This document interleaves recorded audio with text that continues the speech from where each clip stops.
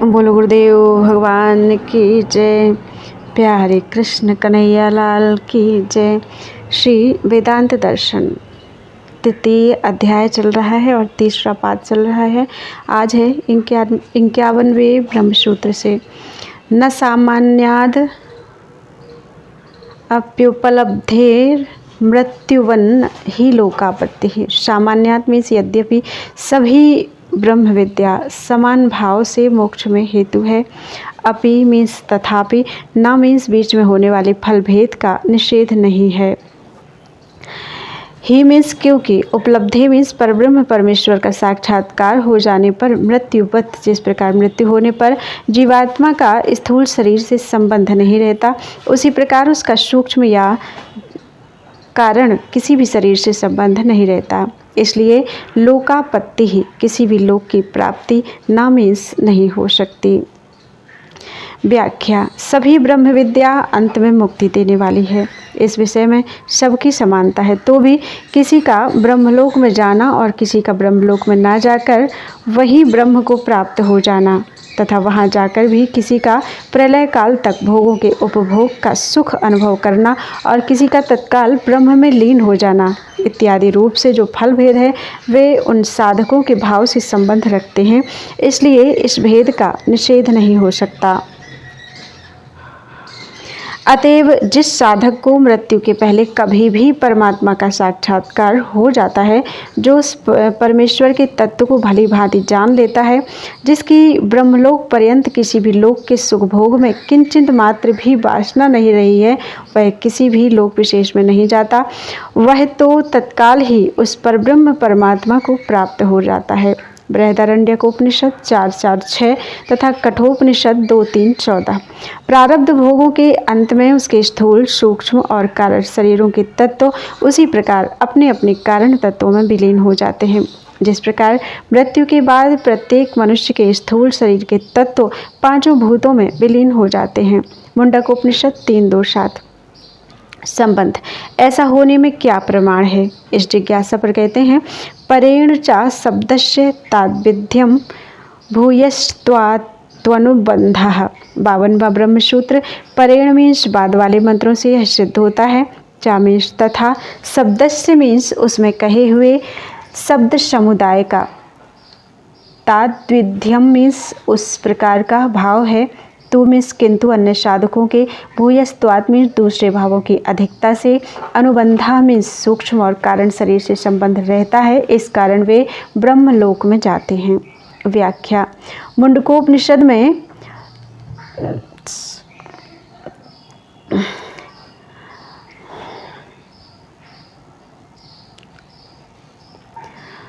पहले तो यह बात कही कि वेदांत विज्ञान सुनिश्चितार्थाः संन्यास योगाद्यतयः शुद्ध सत्वाः ते ब्रह्मलोकेषु परान्त काले परामृताः परिमुच्यन्ते सर्वे।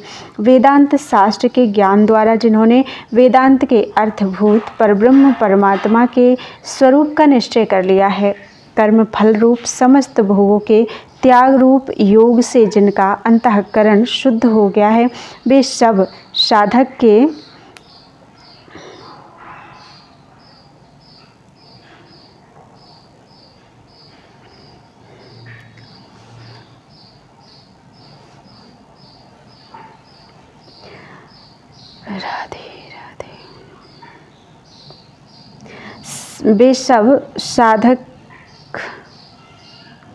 मरण काल में ब्रह्मलोक में जाकर परम अमृत स्वरूप होकर सर्वथा मुक्त हो जाते हैं।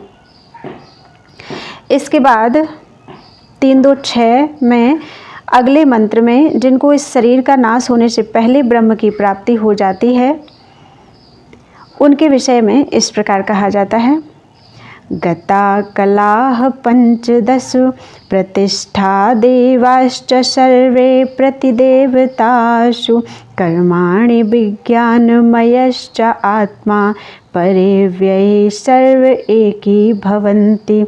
उनकी 15 कलाएं अर्थात प्राणों के सहित सब इंद्रियां अपने अपने देवताओं में विलीन हो जाती हैं। जीवात्मा और उसके समस्त कर्म संस्कार ये सब के सब परम अविनाशी परमात्मा से एक हो जाते हैं। 3-2-7। फिर नदी और समुद्र का दृष्टांत देकर बताया है कि तथा विद्वान्नाम रूपाद विमुक्तः परात् परम पुरुषम उपैति दिव्यम। वह ब्रह्म को जानने वाला विद्वान नाम रूप को यही छोड़कर परात् पर ब्रह्म में विलीन हो जाता है। 3-2-8। इस प्रकार शुद्ध अंतःकरण वाले अधिकारियों के लिए ब्रह्मलोक की प्राप्ति बताने के बाद साक्षात ब्रह्म को जान लेने वाले विद्वान का यही नाम रूप से मुक्त होकर परब्रह्म में विलीन हो जाना सूचित करने वाले शब्द समुदाय पूर्व सूत्र में कही हुई बात को स्पष्ट करते हैं। इसलिए यह सिद्ध होता है कि जिनके अंतःकरण में ब्रह्मलोक के महत्व का भाव है, वहाँ जाने के संकल्प से जिनका सूक्ष्म और कारण शरीर से संबंध विच्छेद नहीं हुआ है, ऐसे ही साधक ब्रह्मलोकों में जाते हैं। जिनको यही ब्रह्म साक्षात्कार हो जाता है वे नहीं जाते। यह अवान्तर फलभेद होना उचित ही है। संबंध। यहाँ तक मुक्ति विषयक फलभेद के प्रकरण को समाप्त करके अब शरीरपात के बाद आत्मा की सत्ता और कर्म फल का भोग न मानने वाले नास्तिकों के मत का खंडन करने के लिए अगला प्रकरण आरंभ करते हैं। एक आत्मनः शरीरे भावात्। 53वां ब्रह्मसूत्र। एके मीन्स कई, एक कहते हैं कि आत्मनः मीन्स आत्मा का, शरीरे मीन्स शरीर होने पर ही, भावात मीन्स भाव होने के कारण शरीर से भिन्न आत्मा की सत्ता नहीं है। व्याख्या। कई एक नास्तिकों का कहना है कि जब तक शरीर है तभी तक इसमें चेतन आत्मा की प्रतीति होती है। शरीर के अभाव में आत्मा प्रत्यक्ष नहीं है। इससे यही सिद्ध होता है कि शरीर से भिन्न आत्मा नहीं है। अतएव मरने के बाद आत्मा परलोक में जाकर कर्मों का फल भोगता है या ब्रह्मलोक में जाकर मुक्त हो जाता है, ये सभी बातें असंगत हैं।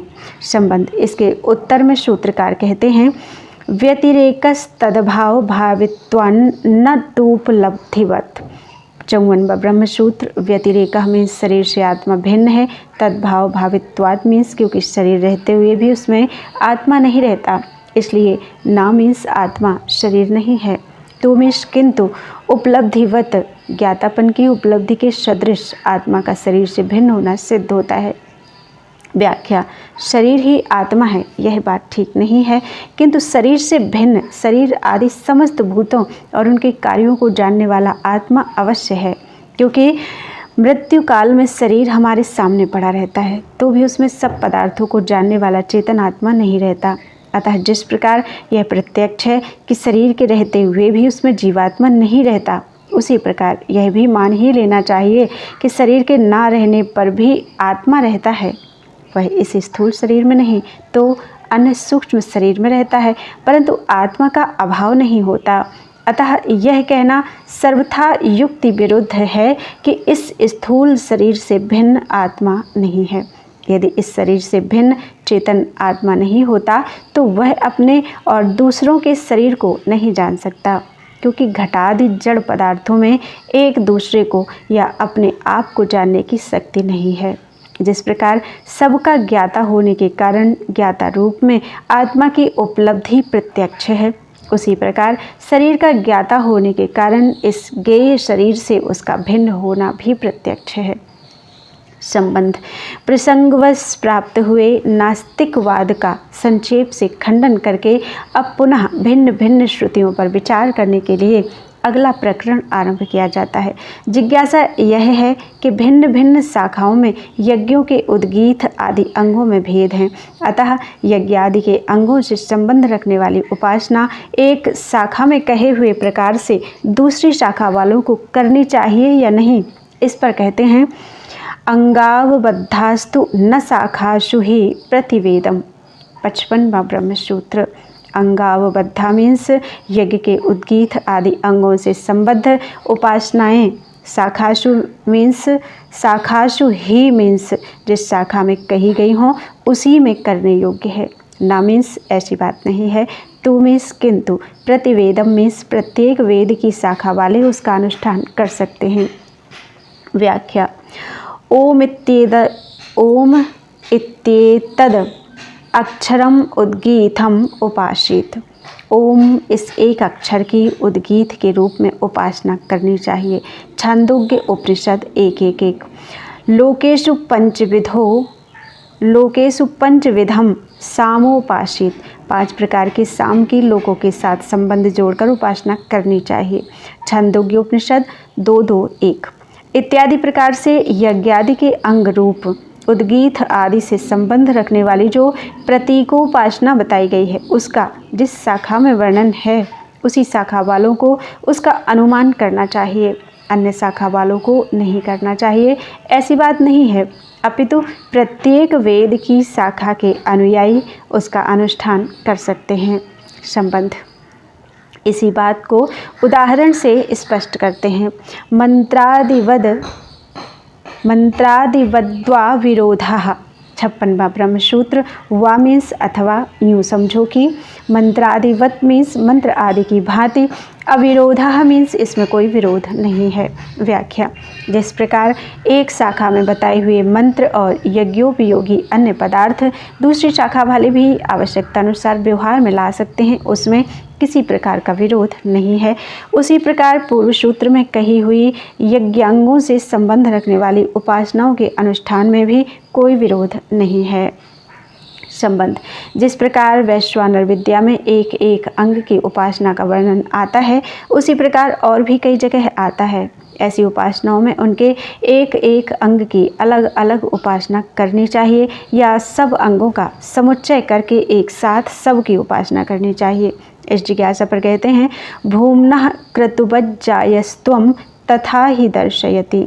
57वां ब्रह्मसूत्र। क्रतुवत मीन्स अंग उपांग से परिपूर्ण यज्ञ की भांति। भूम्नः मीन्स पूर्ण उपासना की।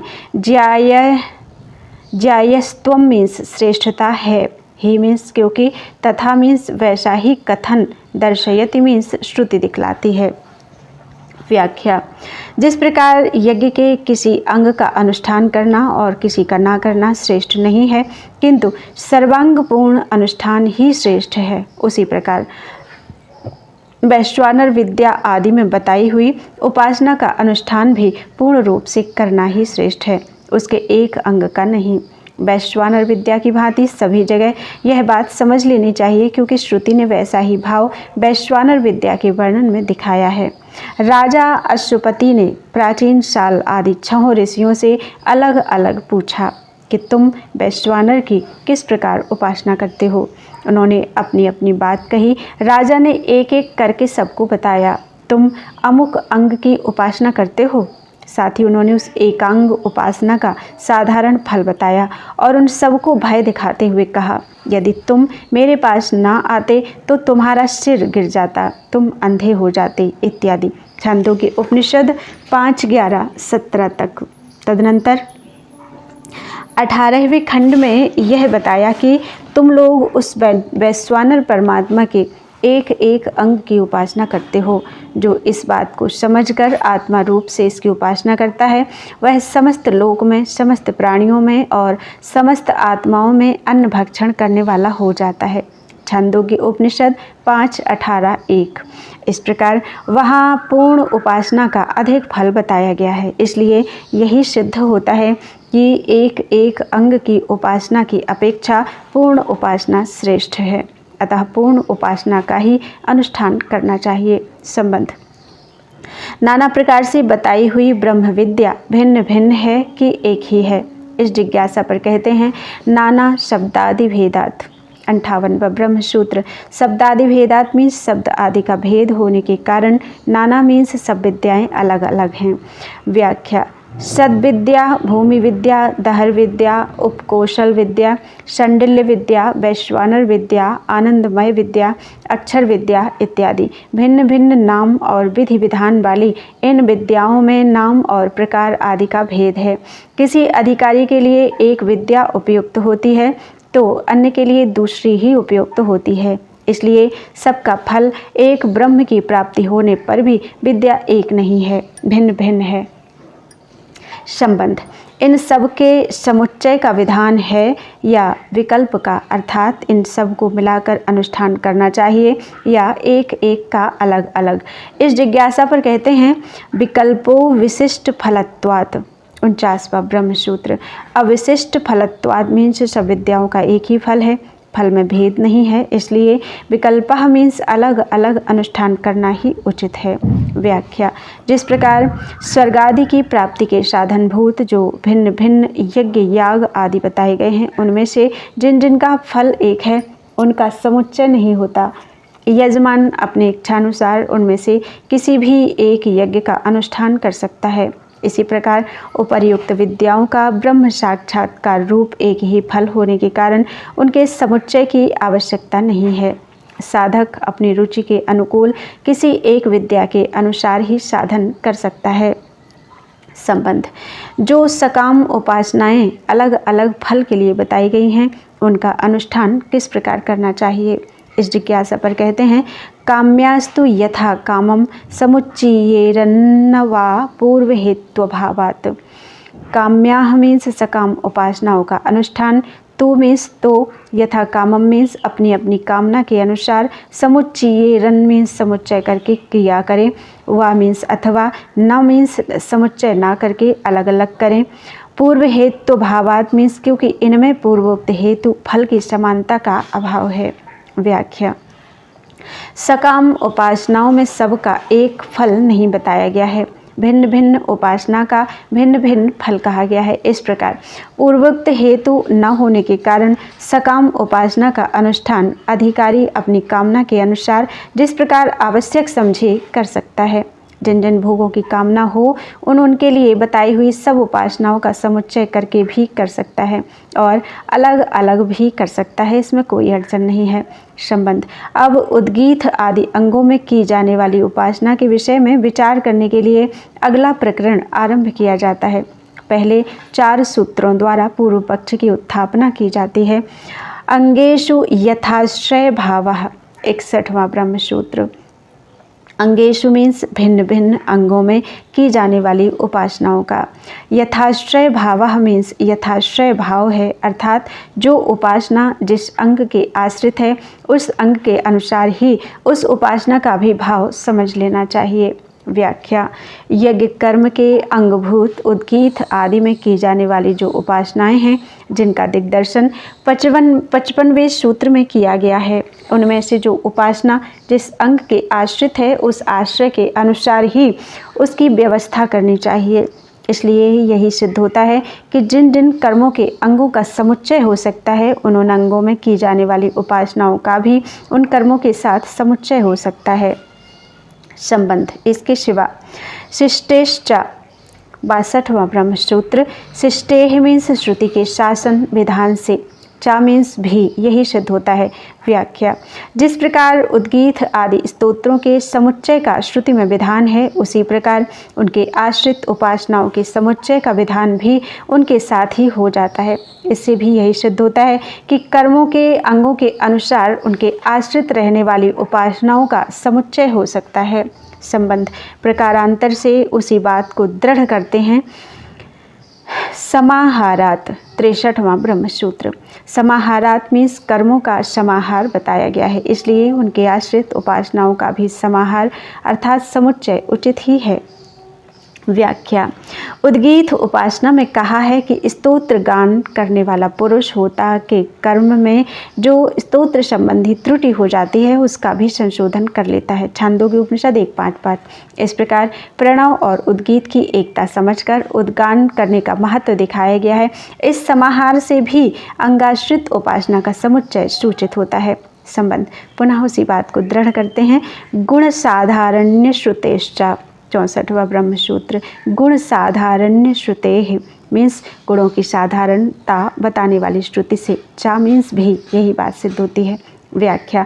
उपासना का गुण जो ओमकार है उसका प्रयोग समान भाव से दिखाया है। जैसे कहा है कि उस ओम अक्षर से यही त्रयी विद्या, तीनों वेदों से संबंध रखने वाली यज्ञादि कर्म संबंधी विद्या प्रवृत्त होती है। ओम ऐसा कहकर आश्रावण कर्म करता है, ओम ऐसा कहकर होता कथन करता है, ओम ऐसा कहकर ही उद्गाथा स्तोत्र गान करता है। छांदोग्य उपनिषद 1.1.9। इसी प्रकार कर्मांग संबंधी गुण जो कि उद्गीत आदि हैं, उनका भी समान भाव से प्रयोग श्रुति में विहित है। इसलिए भी उपासनाओं का उनके आश्रयभूत कर्मांगों के साथ समुच्चय होना उचित सिद्ध होता है। संबंध इस प्रकार 4 सूत्रों द्वारा पूर्व पक्ष की उत्थापना करके अब 2 सूत्रों में उसका उत्तर देकर इस पाद की समाप्ति की जाती है। नवा तत्सहभावाश्रुते 65वां ब्रह्मसूत्र। वा मीन्स किंतु तत्सहभावाश्रुते मीन्स उन उपासनाओं का समुच्चय बताने वाली श्रुति नहीं है, इसलिए ना मीन्स उपासनाओं का समुच्चय सिद्ध नहीं हो सकता। व्याख्या उन उपासनाओं के आश्रयभूत जो उद्गीत आदि अंग हैं, उन अंगों के समाहार की भांति उनके साथ उपासनाओं का समाहार बताने वाली कोई श्रुति नहीं है, इसलिए यह सिद्ध नहीं हो सकता कि उन आश्रयों के समुच्चय की भांति है। उपासनाओं का भी समुच्चय होना चाहिए, क्योंकि उपासनाओं का उद्देश्य भिन्न है। जिस उद्देश्य से जिस फल के लिए यज्ञादि कर्म किए जाते हैं, उनके अंगों में की जाने वाली उपासना उनसे भिन्न उद्देश्य से की जाती है।